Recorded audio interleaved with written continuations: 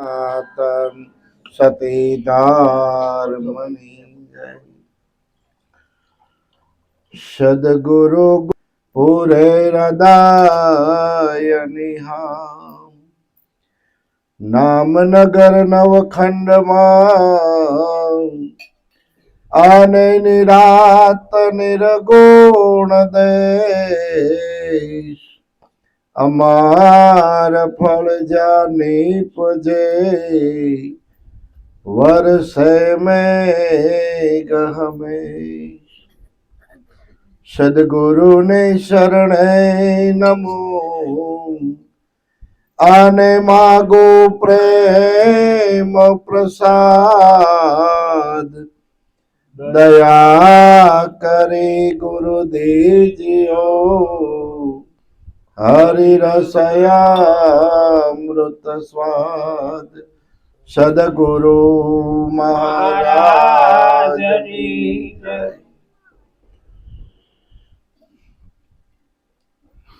સરસ દામજી મહારાજે આપણને સમજણના બે શબ્દો કીધા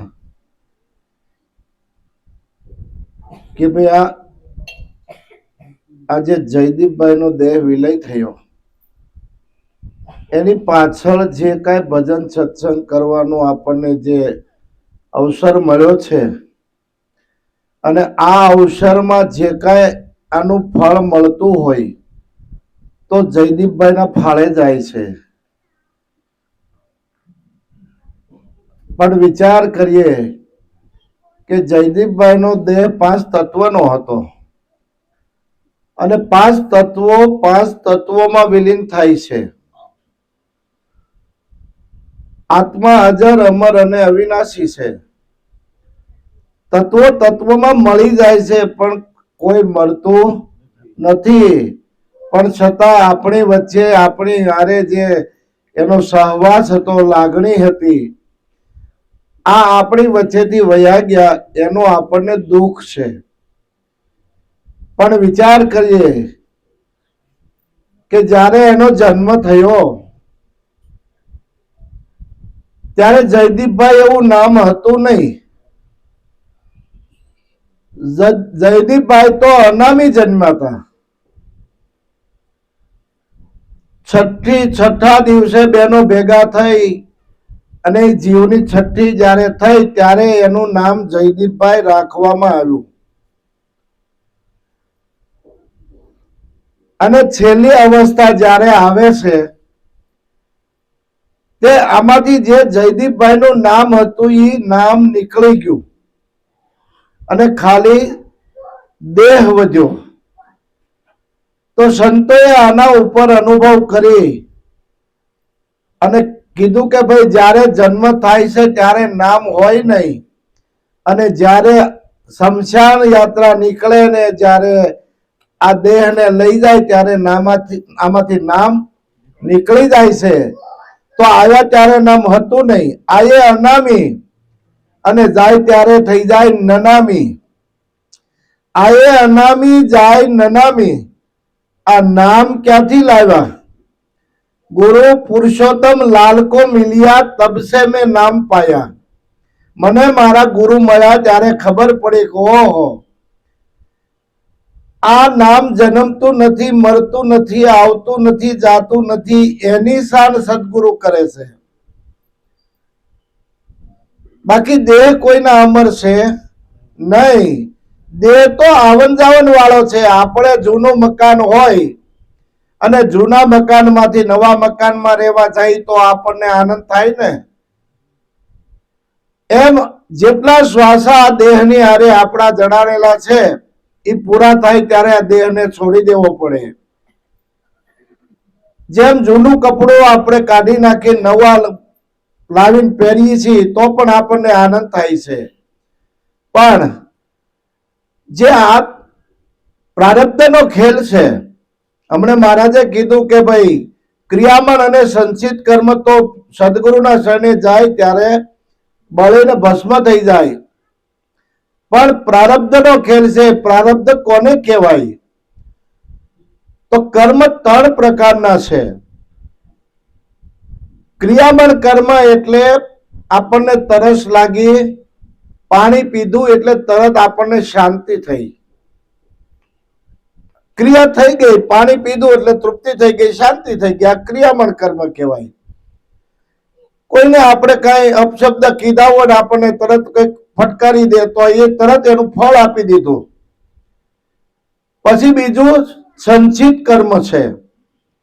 હવે સંચિત કર્મ એવું છે, જે આપણે કામ કરતા હોય, તે ખેતી કરતા હોય તો વાવણી થાય એટલે વાવીએ અને 4 મહિના એની માવજત મહેનત કરી તો આપણે પાછું દિવાળી ટાણે આપણે એનું ફળ પ્રાપ્ત કરીએ. હીરા ઘસતા હોય તો 1.5 મહિનો કામ કરીએ એટલે 1.5 મહિને પગાર આવવાનો જ છે. એમ સંચિત પણ થોડું વહેલા મોડું આવે, કારણ કે સંચિતમાં પડેલા કર્મથી આપણને આ મનુષ્યનો જન્મ મળ્યો છે, આપણા કર્મો ભોગવવા ખપાવવા માટે. આ સંચિતમાં પડેલું કર્મ ભોગવવા માટે મનુષ્ય જન્મ મળ્યો છે. પણ પ્રારબ્ધનું કર્મ જે છે ને, એ કર્મ આપણો જ્યારે માતાના ઉદરમાં આપણે હોઈએ ત્યારે આપણા રગુની અંદર જડાડેલું હોય છે. અને એ જ્યારે કર્મ પૂરું થાય છે એટલે કોઈ કોઈની વાટે કોઈ ઊભું રહેતું નથી. પછી વાલો હોય કે વાલી હોય, એકાબીજાની લેણદેણ પૂરી થાય એટલે હવના રસ્તે જાય. એટલે હમણે વાણી બોલ્યા, કોઈ આજ જશે કોઈ કાલ. આ તો પંખીડાનો મેળો છે, કારણ કે આ બધાય પંખીડા ક્યાંથી ક્યાં આવે અને મેળા ભેગા થાય, એમાં પંખીનો મેળો છે. મનુષ્ય જન્મ છે નહીં, પંખીનો. આપણને બધાને ખબર છે, હાંજ પડે અને જ્યાં બધા પક્ષી પંખીઓ આવતા હોય ને, હાંજ પડે એટલે ગમે ના છણવા જાય, પણ હાંજે હવ આવીને પોતાના માળે આવે. એમ કોઈ આજ જશે કોઈ કાલ. આ તો પંખીડાનો મેળો. પંખીડાનો મેળો આ તો યુગ દર્શનનો મેળો. આપણને મનુષ્ય જન્મ જે મળ્યો છે ને, આ યુગ મળ્યો છે, દર્શનનો મેળો છે. અને જો દર્શન કરતા આવડી જાય તો આપણું જીવન ધન્ય બની જાય. કારણ કે ભગવાન કૃષ્ણએ અર્જુનને દર્શન કરવા માટે સુદર્શન ચક્ર દિવ્ય ચક્ષુ આપી હતી. ગુરુ મહારાજ પણ આ જ દિવ્ય ચક્ષુ આપે અને વ્યાપકનું દર્શન કરાવે કે જોઈ લે, અણુ મેરુ સ્થાવર જંગમ જળ ચેતનમાં હું સભર ભર્યો છું, મારા વગરની કોઈ જગ્યા ખાલી નથી. આ સદગુરુ મહારાજની શાન છે. તો કોઈ આજ જશે કોઈ કાલ. આ તો પંખીડાનો મેળો. પંખીડાનો મેળો આ તો યુગ દર્શનનો મેળો. માટે ભજી લો દીન દયાળ. સમય મળ્યો છે, પરમાત્માનું ભજન કરી લેવા જેવું છે. સમય કોઈની રાહ જોતો નથી. સમય બધો હાલ્યો જ જાય છે. પણ જે સમયની હાથે જે હાલી શકે ને, એને જીવનમાં સુખ મળી જાય. સમયની હારે હાલવું પડે. સમયની હારે હાલે ને તો સુખી થવાય. સમયની વિરુદ્ધ દશામાં આપણે વિચાર કરીએ, નદી હાલી જતી હોય અને હામે કાંઠે જવું હોય તો હામા પાણી જવું હોય તો આપણે થાકી જઈએ. પણ પાણીનું વેણ હોય ને, એ વેણે વેણે હાલે ને તો અહીંયાથી એક નાળામાં હામે કાંઠે જાય ને, ભલે આમ હેઠા આગળ જવું પડે, પણ સમયની હારે હાલે ને તરી જાય. કારણ કે આ તો સમય છે ને, એ બધાના માટે સમય કિંમતી છે. અને ભગવાન કૃષ્ણ કે છે, હું સમય છું. હું સમય છું. અને સમયમાં જે એ શબ્દના ઘોષ કરી રહ્યો છે, એ જ ઈશ્વર છે. બીજો કોઈ ઈશ્વર છે નહીં. બીજો કોઈ ઈશ્વર નથી. પણ કોઈ ઋણાનું બંધે મળ્યા. આ પૂર્વ જન્મના સુકૃત ફળિયા કોઈ ઋણાનું બંધે મળ્યા. આ ભેગા થવાનું કારણ શું હોય? એકાબીજાનું ઋણાનું બંધ હોય તો જ આ ભેગા થાય, નકર ભેગા થઈએ કે નહીં. કંઈક ઋણાનું બંધ હોય. પૂર્વ જન્મનું સુકૃત ફળ્યા ત્યારે જેવા આવ્યા એવા જાય. આ તો પંખીડાનો મેળો. પંખીડાનો મેળો આ યુગ દર્શનનો મેળો. માટે ભજી લો દીન દયાળ. આ સમય છે, એમાં ભજન કરવા જેવું છે. પછી કીધું છે, માયાનો ખેલ છે ખોટો, આ જેટલી જેટલી આપણને દેખાય છે ને એ બધી માયા છે, અને માયાનો ખેલ છે ખોટો. કાયા પાણીનો પરપોટો, ક્યારે ફૂટે એ કહી ન શકાય. કારણ કે પાણીનો પરપોટો આપણને ખબર છે, વરસાદ વરસે ને ઉપરથી એટલે પરપોટો થાય, અને પરપોટો થાય ને એટલે તરત 1 મિનિટ 2 5 સેકન્ડ 5 સેકન્ડમાં તરત ફૂટી જાય. એમ આ કાયા છે એ કાળનો સારો છે, અને આની અંદર જ્યારે અહંકાર રૂપી હવા જ્યારે ભરાય છે ત્યારે આ દેહ તૂટી જાય છે, આ પરપોટો ફૂટી જાય છે. એટલે નિર્મળ થવાની સંતો રસ્તો બતાવે કે ભાઈ નિર્મળ થાવ. નિર્મળ નૈણો અમૃત વેણો આપહી સંત સુજાણ, નિર્ગુણ શિરગુણ એ સૌ સમજે સત્ય શબ્દ કેરી શાન. કારણ કે હારે કોઈ આવ્યું ના આવે. જન્મ થાય ત્યારે કોઈ હારે આવ્યું નથી, અને જાય ત્યારે પણ કોઈ હારે જાતું નથી. સાથે આવ્યું ના કોઈ આવે, જેવા સૌએ સૌના રસ્તે જ આવે. જેવા વાદળિયા વિખરાય એવો પંખીડાનો મેળો. વાદળો એક પછી એક આવે ને વિખાઈ જાય, આવે ને વિખાઈ જાય. એમ આ જન્મ આપણને મળ્યો છે ને, આ દેહ મળ્યો છે 5 તત્વનો, પણ સમય પૂરો થતા એ પાછો વિખરાઈ જાય છે, જેમ વાદળા વિખરાય, અને વળી પાછો નવો જન્મ ધારણ કરે. પુનરપી જનનમ પુનરપી મરણમ પુનરપી જનની જઠરે શયનમ. માતાના ઉદરમાં આવે જાય, આવે જાય, આવે જાય. જેમ રેત ફરે ને એમ આ જીવ ફર્યા જ કરે છે, ફર્યા જ કરે છે. કારણ કે આ સંસાર છે એ પણ એક પરિવર્તનશીલ છે, એ પણ એક પરિવર્તનશીલ છે. આ ફર્યા જ કરે છે રેત.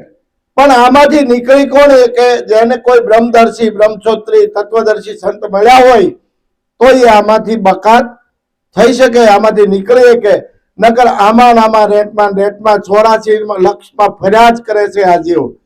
અને ફરતા ફરતા પાછો મનુષ્ય જન્મ જ્યારે મળે છે ત્યારે ફરીને પાછો જો ભૂલ ન પડે તો, નહીં તો આહાર નિદ્રા ભય અને મૈથુન ચારે ખાણીના જીવો પાસે કરે જ છે.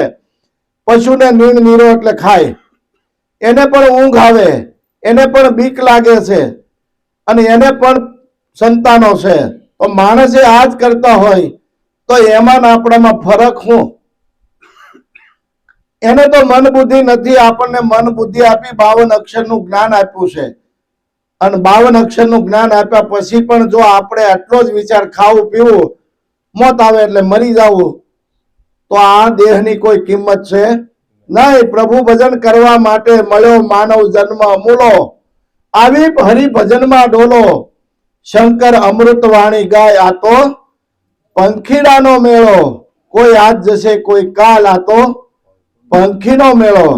પણ કઠણ છોટ છે, કાળની તો કઠણ છોટ છે. કારણ કે આ થપાટ એવી છે, મરણ મોટેરો માર. મરવું કોઈને ગમતો નથી, પણ મૃત્યુ છે એ મહાવરદાન છે. આ કાયા છે ને એ રોગનું ઘર છે, અને રોગના ઘરમાંથી જો કોઈ છોડાવવા વાળું હોય તો એ મૃત્યુ છે. અને મૃત્યુ છે ને હોય જ નહીં તો વિચાર કરી લો, 50 વર્ષ 60 વર્ષ 70 વર્ષે જો થાકી જતા હોય તો આ દેહનું મૃત્યુ ન હોય તો 100 વર્ષ 150 વર્ષ 200 વર્ષ એક ગઢિયું બીજું ગઢિયું, આમ ઘરમાં કેટલા કેટલા ગઢિયા થાય. એક નથી હસવાતા, એક નથી હસવાતા, અને ખાટલાની લાઈન થઈ જાય. હો તો ઈશ્વરે જે કાંઈ કરતા કર્યું છે ને એ બહુ વિચાર કરીને કર્યું છે. સમય એવો આવશે, કારણ કે પહેલાના વખતમાં ઘરડાખર નહોતા, આજે ઘરડાખર થઈ ગયા. જુઓ, આજે ઘરડાખર કરવા પડ્યા. વિચાર કરીએ, આપણે મુસલમાનને એક ને 7 છોકરા હોય, કે એનું ઘરડાઘર છે નહીં, એટલે આપણામાં જ ઘરડાઘર. એક માએ 4 દીકરાને મોટા કર્યા હોય, 4 દીકરા છે ને એક માને નથી હાચવી શકતા, એક બાપને નથી હાચવી શકતા. જુઓ, આ કળિયુગનો પ્રભાવ છે, કોઈનો દોષ નથી. એટલે કીધું કળી કેવળ નામ આધારા, જપી જપી નર ઉતરે ભાવ પારા. કારણ કે આ તો બધો પંખીનો ભેળો છે, પણ સંસાર ધુવાડાના બાચકા હારે આવે નહીં કાંઈ. રંગ પતંગનો ઉડી જશે, જેમ આંકડાનો તોર. આ સંસાર છે ને એ આંકડાના તૂર ગળે, આમાંથી કોઈ કાંઈ મુઠ્ઠી ભરીને લેવાય નહીં, દેખાતો નથી, પણ આમાં તરવાનું છે. પાણી નથી દેખાતું ને તરવાનું છે. સંસાર ધુવાડાના બાચકા, હારે આવે નહીં કાંઈ. આ પાંચ તત્વનો ગમે એટલો દેહ આપણો રૂપાળો હોય ને, તો એ રંગ છે ને એ પતંગનો છે. આ વયો જવાનો, એ કાંઈ ટકવાનો નથી. આવું કોને કીધું? અમરમાને દેવીદાસ બાપુ કે, અરે દીકરી, આવો સરસ તારો દેહ રૂપાળો છે અને તું અહીંયા ક્યાં આવી પરબમાં? તને શેપ લાગી જાય, વહી જા અહીંથી, વહી જા. પણ કીધું કે આ દેહ છે ને તો રોગનું કરશે, આજની કાલ આ રોગ લાગુ પડવાનો છે, તો અત્યારે લાગુ પડે તો શું વાંધો છે? પણ હું જવાની નથી. બીજા દી થયું અને કીધું, બાપુ કે હવાર પડ્યું કે હું રોટલા જોડી ઉઘરાવા જાઉં છું. હવે જોડી ઉઘરાવા જાઉં છું કીધું તો કે બાપુ હું જાઉં જોડી ઉઘરાવા. તો કે ના દીકરી, તારું રૂપ છે, તને આ જગત છે હારી દ્રષ્ટિથી નહીં જોવે, તારે નથી જાવું. બીજે દી ધૂણામાંથી હરિયા ધગધગતા કરી અને આમ પોતાના ઓલે સાપ્યા, કદરૂપ કરી નાખ્યું, કપડા ફાડી નાખ્યા. બાપુ પાસે જઈને ઉભી રહી, બાપુ જુઓ, બાપુ હવે હું જોડી ઉઘરાવી એવું થઈ ને? હા, ભક્તિની તાકાત છે જો. કારણ કે મારી પરથી જીવ જાગી જાય, કંઈક કરવું છે તોય કરીએ, કઈ નકર થાય એવો નથી, નકર નથી થાય એવો. કારણ કે માળી વીણે રૂડા ફૂલડા અને ઓલી કળી કરે કિલોલ. બગીચો હોય ને માળીનો, અને બગીચામાં હેવા ફૂલડા આમ લહેર કરતા હોય. હવે એ માળી એ ફૂલડા મોટા મોટા જે ખીલીને થયા હોય ને, એને પાછા એ લઈ જાય. ઓલી કળિયું હોય ને એ વિચાર કરે, ઓહો કાલે આપણને આ છૂટી લે હે. માળીનો વિનય રૂડા ફૂલડા કળિયો કરે છે કિલોલ. આજનો દિલ રણિયામણો, કાલે આપણા શિર ઘાત. કાલે આપણા શિર આજ વારો છે. એમ હમણે વાણી ગાય, મરનારાને શું રૂવો, રોનારા નથી રહેનાર. જન્મ્યા એટલા જીવે નહીં, જાશે એની જણનારી માત. એને જન્મ દેવાની માય પણ જવાની છે, એ કઈ રહેવાના નથી. એટલે આવો આમાંથી આપણે કંઈક લેવાનું છે કે આ બધા આવી રીતે જો આ જગત છે, કોઈ આજ ને કોઈ કાલ હાલ્યું જ જાય છે અને કાળના મુખમાં જ જાય છે. પણ આમાં જેટલું ભજન કર્યું ને એ આપણો શ્વાસો હાસો છે, અને એ શ્વાસોમાં જો ભજન થઈ ગયું તો થઈ ગયું, નકર એ પણ કાળના મુખમાં વહી જાય છે. કારણ કે આ ભજન ધીરા ભગતનું છે. ધીરા ભગતને વૈરાગ લાગી ગયો, પોતાનો છોકરો મરી ગયો, ગામ છોડીને વહી ગયા તને આવ્યા ને, અને કોઈને ખબર નહીં. 15-20-25 વર્ષે ઘરે આવ્યા. એક છોકરો હતો ને, એની જયારે સેહ બળતી હતી અને શમશાનમાં બેઠા બેઠા એને વૈરાગ આવ્યો. ગામને પૂછ્યું કે કોનો છોકરો એ છે?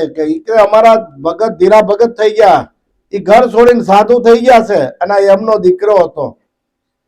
કારણ કે ધીરા ભગતને કોઈ ઓળખી નહોતા એ ક્યાં, અને જ્ઞાનના શમશાનમાં બેઠા બેઠા એને આ વાણી ફૂટી અને આ ભજન લખ્યું છે. વૈરાગ આવ્યો કે ઓહો, માળી વીણે ફૂલડા, કોઈ કળિયું કરે કિલોલ. કોઈ આજ ને કોઈ કાલ બધા જ આવવા માટે આવ્યા છે, કોઈ રોકાવા માટે આવ્યા નથી.